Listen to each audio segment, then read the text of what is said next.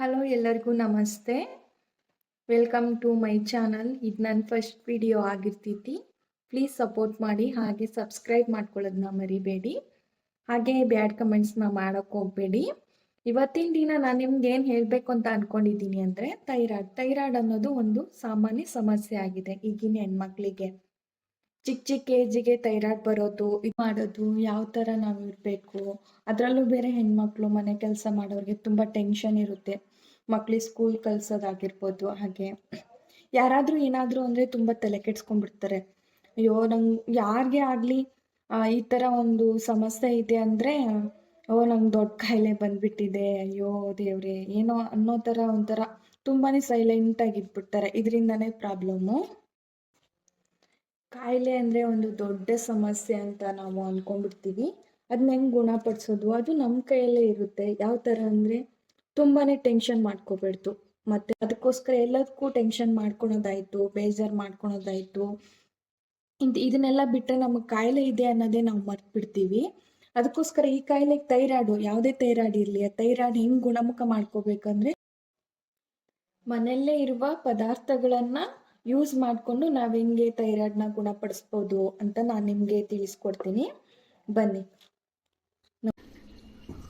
ಬೆಳಗ್ಗೆ ಎದ್ದ ತಕ್ಷಣ ಒಂದು ಪಾತ್ರೆಗೆ ಒಂದು ಗ್ಲಾಸ್ ನೀರು ಇಟ್ಕೊಂಡು ಅದನ್ನು ಚೆನ್ನಾಗಿ ಕುದಿಸ್ಬೇಕು. ಹಾಗೆ ಸ್ವಲ್ಪ ಕೊತ್ತಂಬರಿ ಕಾಳನ್ನ ಅದನ್ನ ಹುರಿದ್ಬಿಟ್ಟೇನು ಮಾಡೋದೇನು ಬೇಕಾಗಿಲ್ಲ, ಹಾಗೆ ಮಿಕ್ಸಿ ಮಾಡ್ಕೊಂಡ್ಬಿಟ್ಟು ಅದನ್ನು ಡೈಲಿ 2 ಚಮಚ ಹಾಕ್ಕೊಂಡು ಕುದಿಸ್ಬೇಕು. ಅದನ್ನು ಯಾವ ಥರ ಕುದಿಸ್ಬೇಕು, ಅದನ್ನೇನು ಕಡಿಮೆ ಉರಿಯಲ್ಲೇನು ಕುದಿಸೋದು ಬೇಡ, ತುಂಬ ಜೋರಾಗಿ ಉರಿ ಇಟ್ಕೊಂಡು ಕುದಿಸಿ, ಅದು ಕುದೀತಾ ಇರೋ ಟೈಮಲ್ಲಿ ಸಣ್ಣ ಉರಿ ಮಾಡಿಕೊಂಡ್ರೆ ಸಾಕು. ಅದನ್ನು ಒಂದು 10 ನಿಮಿಷ ಕುದಿಸ್ಕೊಂಡ್ರೆ ತುಂಬ ಚೆನ್ನಾಗಿರುತ್ತೆ.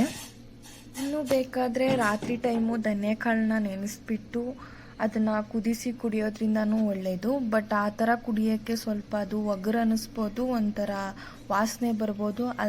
ಅದು ಬೇಡ ಅಂತಲೇ ಇದನ್ನು ನಾನು ಹೇಳಿದ್ದು. ಇದು ತುಂಬ ಯೂಸ್ಫುಲ್ ಆಗುತ್ತೆ. ಇದನ್ನು ಡೈಲಿ ಕುಡಿತಾ ಬಂದರೆ ನಮ್ಮ ಥೈರಾಯ್ಡು ತುಂಬ ಬೇಗನೆ ಕಡಿಮೆ ಆಗುತ್ತೆ, ಹಾಗೂ ನಾರ್ಮಲ್ಗೆ ಬಂದುಬಿಡುತ್ತೆ. ಆಗ ಯಾವ ಡಾಕ್ಟ್ರ್ ಹತ್ರನೂ ಹೋಗೋವಂಥ ಅವಶ್ಯಕತೆ ಇರಲ್ಲ, ಮತ್ತು ಚಿಂತೆ ಮಾಡುವಂಥ ಅವಶ್ಯಕತೆನೇ ಇರಲ್ಲ. ಇನ್ನೊಂದು ಹೇಳಬೇಕಂದ್ರೆ, ಸಾಮಾನ್ಯವಾಗಿ ಬಾಳೆದಿಂಡು ಎಲ್ಲರಿಗೂ ಗೊತ್ತೇ ಇರುತ್ತೆ. ಅದನ್ನು ತೊಗೊಂಬಂದ್ಬಿಟ್ಟು ಚೆನ್ನಾಗಿ ಕಟ್ ಮಾಡಿಬಿಟ್ಟು ಪೀಸ್ ಮಾಡಿ ಅದನ್ನು ಮಿಕ್ಸಿಗೆ ಹಾಕ್ಕೊಂಡು ಒಂದೊಂದು ಗ್ಲಾಸ್ ಜ್ಯೂಸ್ ಮಾಡಿಕೊಂಡು ಬೆಳಗ್ಗೆ ಮತ್ತು ಸಾಯಂಕಾಲ ಕುಡಿಯೋದ್ರಿಂದ ಥೈರಾಯ್ಡು ಸಾಮಾನ್ಯವಾಗಿ ಬೇಗನೆ ಗುಣಮುಖವಾಗುತ್ತೆ. ಹಾಗೆ ಕಿಡ್ನಿಗೂ ತುಂಬ ಒಳ್ಳೆಯದು. ಇನ್ನೊಂದು ಹೇಳ್ಬೇಕಂದ್ರೆ ಬೆಳ್ಳುಳ್ಳಿ ಸಾಮಾನ್ಯವಾಗಿ ಎಲ್ಲರ ಮನೆಯಲ್ಲೂ ಇದ್ದೇ ಇರುತ್ತೆ, ಅಡುಗೆಗೆ ಯೂಸ್ ಮಾಡ್ತಾರೆ. ಕೆಲವೊಬ್ರು ತಿನ್ನಲ್ಲ, ಬಟ್ ತಿನ್ಬೇಕು. ಇದನ್ನು ತಿನ್ನೋದ್ರಿಂದ ತುಂಬಾ ಅನುಕೂಲ ಇದೆ.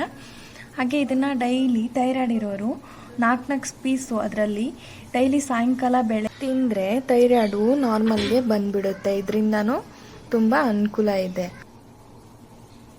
ಥೈರಾಯ್ಡು ಎಲ್ಲರಲ್ಲೂ ಇರುತ್ತೆ, ಅದು ಕೆಲವರಲ್ಲಿ ಜಾಸ್ತಿ ಇರುತ್ತೆ, ಕೆಲವರಲ್ಲಿ ಕಡಿಮೆ ಇರುತ್ತೆ.